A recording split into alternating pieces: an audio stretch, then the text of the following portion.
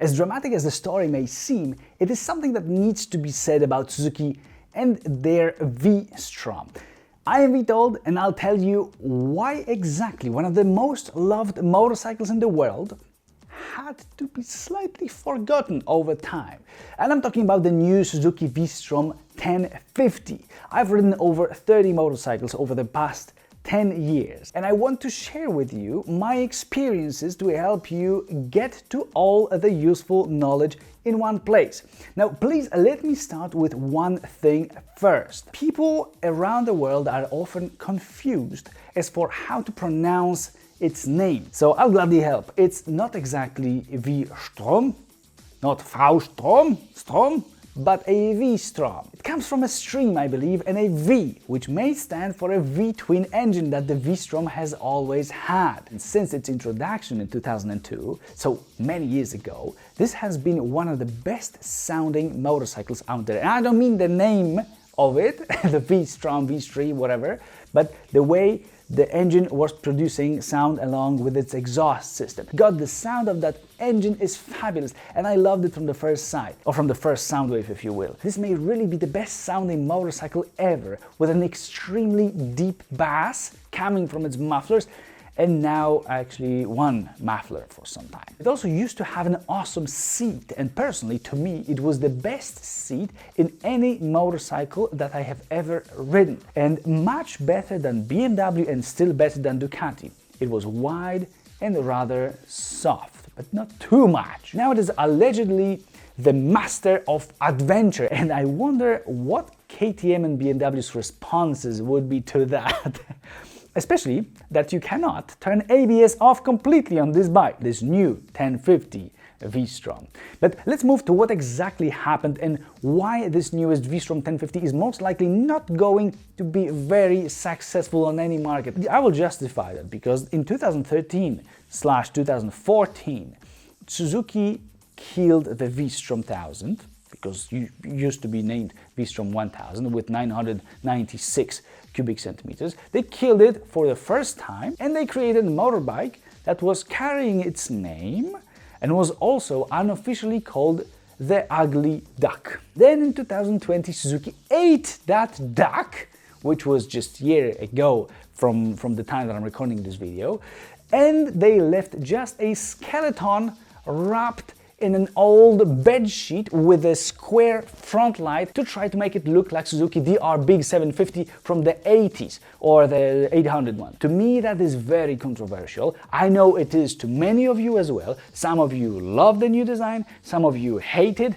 I say that it is controversial. This is not a Hummer H1. It's not a Mercedes G-Wagon to benefit from looking like something that's 40 years old. It's different with this V-Strom, and it's definitely not obvious that it's a new bike that's supposed to look like retro. It's just a bit weird, I would say. That's my personal opinion. I'm curious what you guys think. Even Africa Twin now looks new and cool, while there is some resemblance to the legendary Africa Twin. So let's move to specific information, and firstly, the capacity is unchanged from the last generation, this one that's from 2014, the ugly one, and it's 1037 cubic centimeters. What's funny is that Suzuki on some markets, they do all they can in order not to let us know what the power of this new V-Strom 1050 is. And I had to dig to international websites to make sure of an exact number, and it's 107 horsepower, while there is around 93 horsepower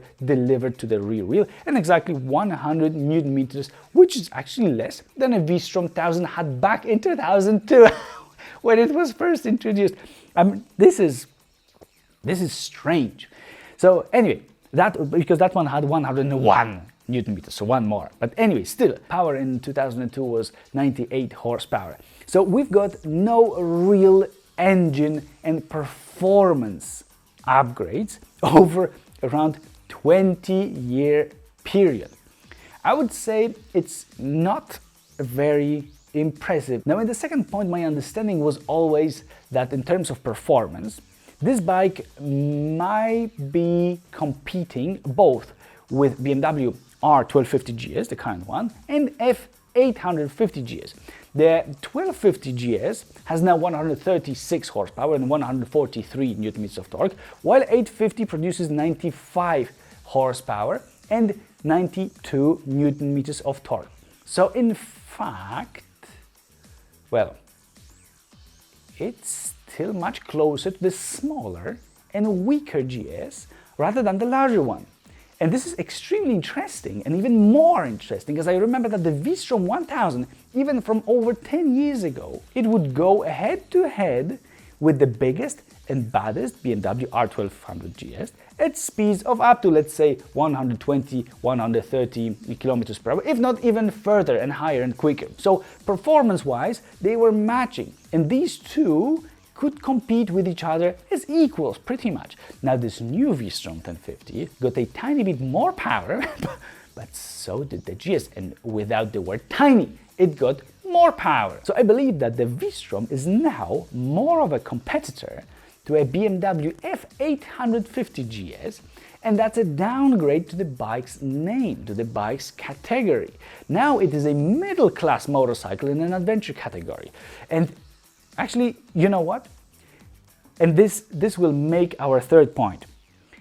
Since it's got less torque than it used to, and it's now reached over 2000 RPM higher than before this maximum torque, I believe that this is a disadvantage, because it means that torque comes into game later and you have to rev the bike for longer and higher in order for it to get actually really going. Weight-wise, and comparing to others, it's even more interesting. With the current V-Strom 1050 weighing 236 kilograms weight with fuel, BMW F850 GS just 3 kilograms less at 233 kilograms weight, and the big GS, but still not in the adventure version, weighs 249 kilograms. So they are very close here. Now this further proves that this newest one, V-Strom, is rather to be compared with 7, 8 and 900cc motorcycles rather than top-of-the-line enduros. But wait a second actually. The version that has more equipment and tech, the V-Strom 1050 XT, weighs, guess how much? 249 kilograms weight. So almost exactly as much as the big BMW R1250 GS. There's just 2 kilograms of difference between these two. Now this has to be a separate point, because this means that engine and its power and torque figures are closer to the middle class, and weight is like in top adventure motorcycles. This actually starts to make even less sense now. It has a 20-liter fuel tank regardless of version. The 2002 V-Strom had a 22-liter tank. Anyway, where I live, the BMW F850 GS costs almost exactly the same as the V-Strom 1050, and the big GS is around 50% more expensive. This is a weird segment change for the V-Strom, and it makes me feel that Suzuki gave up on competing with the ones that are considered the best in the class. I need to make one thing clear. I loved the 2002 to 2013 V-Strom 1000. I truly loved it. The one with huge 2 front lamps and a badass look with a smooth and muscular profile from the side.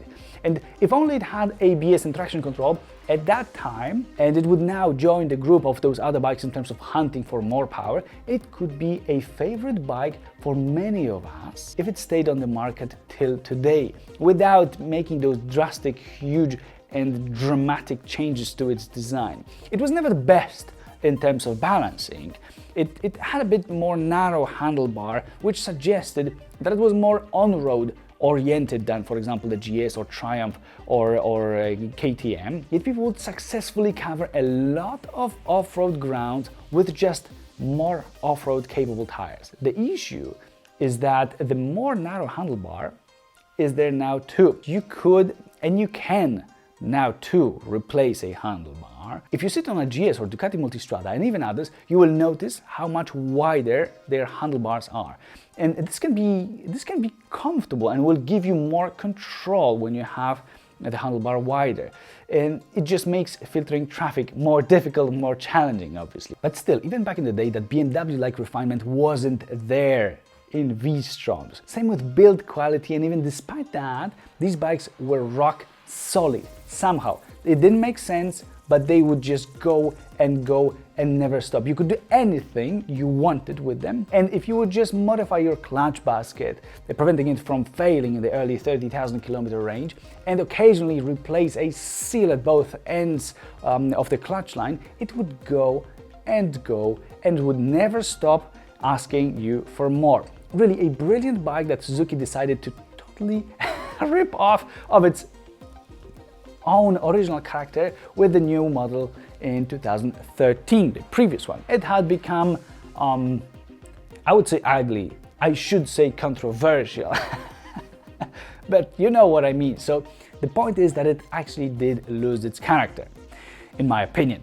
And I remember my confusion when I first started its engine up. I was so confused because it sounded just like the previous brilliant V-Strom, but this one was this extremely sad looking thing. I don't think that over the last 7 to 8 years I've seen more than 2 or 3, maximum 4 of these bikes on the streets, where there was plenty, and there's still a lot of those first V-Stroms, both 1000 and 650, because they looked pretty much the same. And now they have come up with this, and I have to admit that at least it's got some character, as it tries to copy that DR big, and it keeps its character. It's kind of like if Volkswagen would now suddenly try to build a new model that would look exactly like an old Passat from, let's say, 1998. I guess that there's a reason Volkswagen doesn't do that.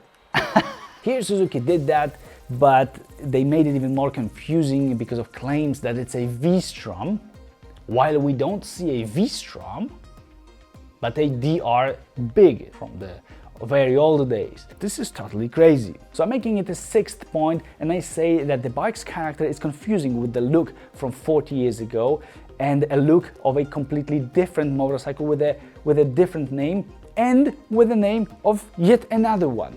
And I don't think that they've got their long-term strategy right. We will see, I guess, but imagine having somebody to come to you and say, wow, so Suzuki gets back to the good old, they are big now, wow, that was an awesome bike, I loved it. And now you have to explain that not really, it's a good old, but not a DR big, but a V-Strom. And you have to deal with that confused face.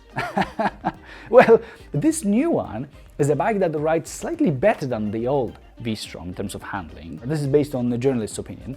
It's got a few horses more, but it turns out that at lower RPM, the bike lacks power and behaves worse than its predecessor.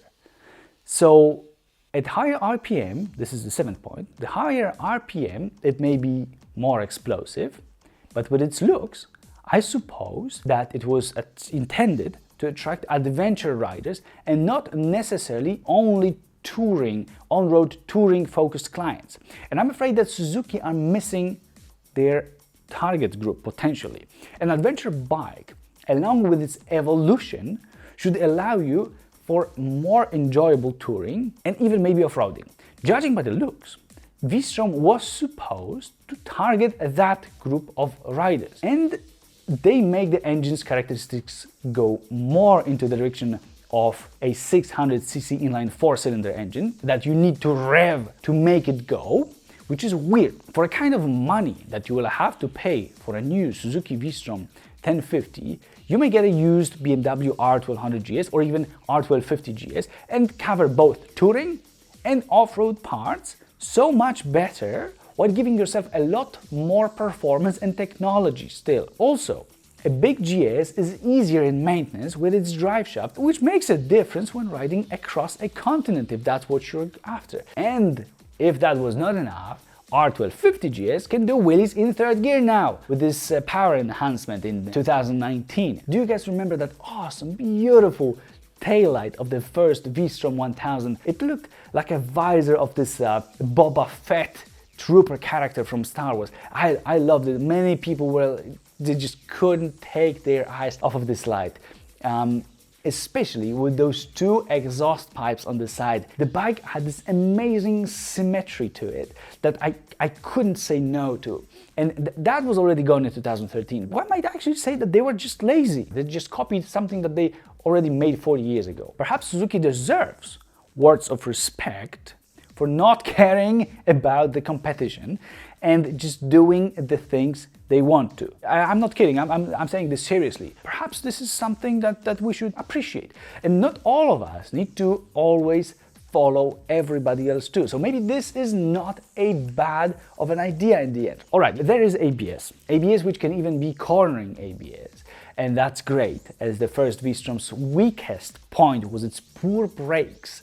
And there wasn't really anything you could do to fix them. Yes, there is traction control now, and a display with a proper onboard computer, an easy menu, and also riding modes that you can use to control how the power is delivered to the rear wheel. And the bike can also have cruise control, because now there is this ride-by-wire throttle that allows to use that function electronically. And guess what? They've gone so far that an LED headlight has been added, and it's present there as well in the 1050 V-Strom. So basic safety and comfort features are all there now, which is good. A thing that has also been fixed is suspension, that from the beginning of the first V-Strom's days, it was very soft, and the front used to be very, very soft. There was a lot of diving and movement up and down when accelerating and changing gears, and also when stopping. Forks would really compress like crazy. That would not help you feel control and would take away some of confidence when riding it. It wasn't just done totally right, as there were no real benefits from that, and rather only disadvantages of having this super soft suspension. It used to make some noise as well, the front one, and so on. Now this one seems to have that fixed, and it does not dive as much anymore, which is a good thing. It took Suzuki just 20 years to correct that. Now I'm afraid I have to get back to crying with an 8-point and the windshield that is adjustable, but you cannot do it when riding. One of the simplest and more important things, and they failed miserably. This was a pain in the V-Strom before, but you could fix it using accessory. It was called mat stud. But now you will most likely have to stop and get off the bike, and that's kind of a missed opportunity here, and a problem if you are riding. Other manufacturers are capable of doing that for years now, manually. It doesn't have to be electric, don't get me wrong, Suzuki, I'm not gonna exaggerate. And another thing is that the first V-Strom was known for its issues with a standard windshield that would create a lot of turbulences around your helmet. So it would start there, and around here it would be baffling. If you really wanted to enjoy quicker riding, you simply had to replace its windshield with an aftermarket one. This has been improved in this DR Big V-Strom 1050 and it looks like there is no such issue here, which is great. Now a change of story, because this applies to V-Strom. All this applies to V-Strom in its XT version, while in the regular, cheapest V-Strom 1050, you have to use tools to adjust the windshield, just like in a 2004 V-Strom model, because 2002 and 3 they wouldn't have their windshields adjustable at all. So we are getting back to something that was 17, 18 years ago, and this is insane. You have to stop, get out of the bike, get some tools, perhaps from underneath this seat, remove the windscreen with them, move the mount, screw it all back, put the tools back, put the seat, install the seat back, and only then, after this operation, you will find out if you actually succeeded with changing the windshield position, or it's still not as you would like it, and you need to do it again. This is kind of madness, isn't it, guys? I don't know, maybe I'm exaggerating. Please tell me in the comments if I exaggerate, but I'm just expecting these kinds of things because they are generally simple. It's not something expensive. As I said, I'm not expecting them to install electric windshield. Nobody else is doing that, but in BMW you can just change it like that with one arm. It's same with Ducati, it's easy. Why not do that? Anyway, let's get back to the seat, which can be adjustable. See, I cannot stop crying about this, I'm sorry. It just hurts my feeling. Anyway, the seat can be adjusted between 85 and 87 centimeters, which is good news. But wait, again, whoa, just a second. You have to use tools to unscrew the bolts to be able to change its height. Again, the same story. What can I do? So the same story is continued here. Windshield, now the seat. And I was ready to say that it's now as good as what competition offers.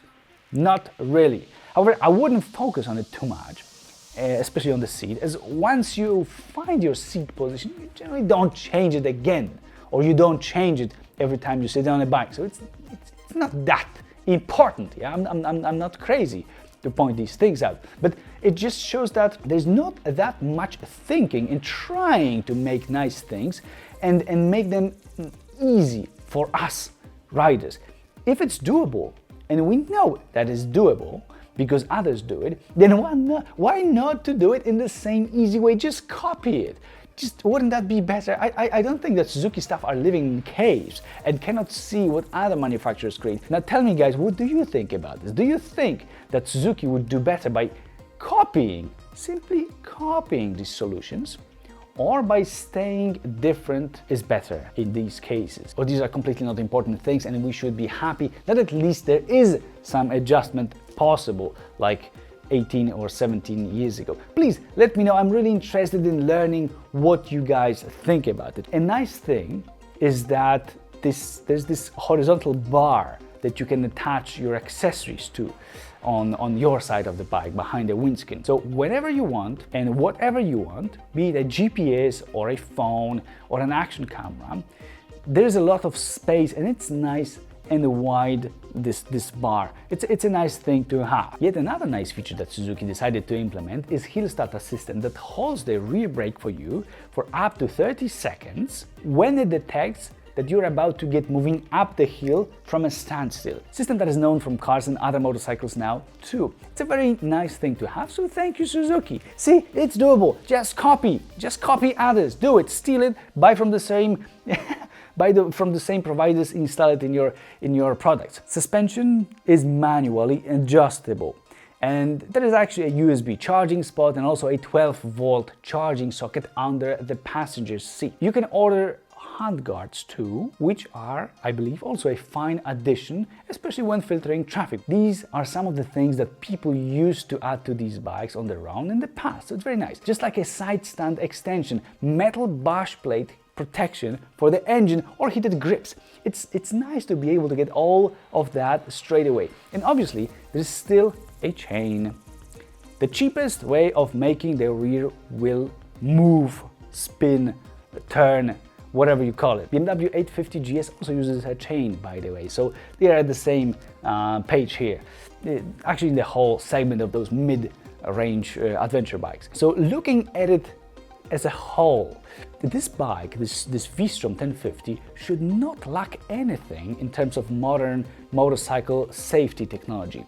You've got to pay for it additionally though by choosing the XT version. It's an okay riding motorcycle that seems not to be able to keep up with its former direct competitors and instead is now challenged by lower category motorcycles like BMW F850 GS, which may do some things actually much better than this V-Strom, like off-roading for example. Brakes are supposed to be fixed and suspension is better in comparison with the first V-Strom too. So much for good news about brakes, as now you are not able, and that's 9th point, you are not able to switch ABS off while off-roading. And that's a clear message of you are not going off the road with this one, mate. So it looks like they've gone on the other side with it somehow. It's like its looks says something, and then with equipment and functionality they say something else. As for the looks, yeah, it's not a V-Strom but a 40-year-old DR750, big with a fantastic sounding engine with that awesome mechanical whine. It's very specific and original, and I love this sound. However, in full honesty, I am not myself a fan of this new super old look, as it's not clear if it's supposed to be retro or just looks weird and like a 40-year-old bike. Visually, I am not a fan of it, but I guess that some of you guys, DR big fans, may love it, and it's completely fine. But that seems to me like perhaps from a market perspective, it seems to me like a rather narrow group of potential buyers. So some fancy and useful things are there, great, but with some of them Suzuki also screwed up, like with the windscreen and seat adjustment. And I've got to tell you that to me it doesn't really maybe deserve the name of a V-Strom. And the previous generation being extremely ugly, it proved that this is not where a potential for success is. If they wouldn't call it a V-Strom, we could assume that we're talking about a different or a completely new bike. We would compare it to DR Big and not to a used to be brilliant V-Strom, with which they actually force us now to compare to. So we do. There are some things that just really caught me off guard. With no noticeable updates to the engine for the last 20 years, I don't think that this is the way to go, considering what other choices there are on the market in 21st century. I would say this is a little bit perhaps even arrogant. There's no semi-active suspension in this V-Strom, there's no keyless ignition, there's no way to connect your phone to the system, there's no heated seat, there's no quick shifter, there's no cornering light. This is specific. On the other hand, V-Strom has always been good on twisty roads, and I remember seeing riders that would scratch their foot pegs at almost every curve. This is still here, and so the V-Strom will not disappoint you. It will not disappoint you out there on a mountain road, even if it will require you to rev its engine more than 20 years ago. Just give it proper street tires and it will do wonders. Or actually not necessarily, as with dual purpose tires, people were doing exactly the same and scratching their foot pegs just as well. That's a great thing about a V-Strom. Give it proper exhaust and you will enjoy it as long as you won't be looking at it, unless you like this style. This is a subjective thing. And as long also as you won't be thinking about other motorcycles, including the old V-Strom, the true V-Strom, the one with the original name. I'm really wondering what you guys think about this situation. Please let me know. And that's it from me, and see you in other videos.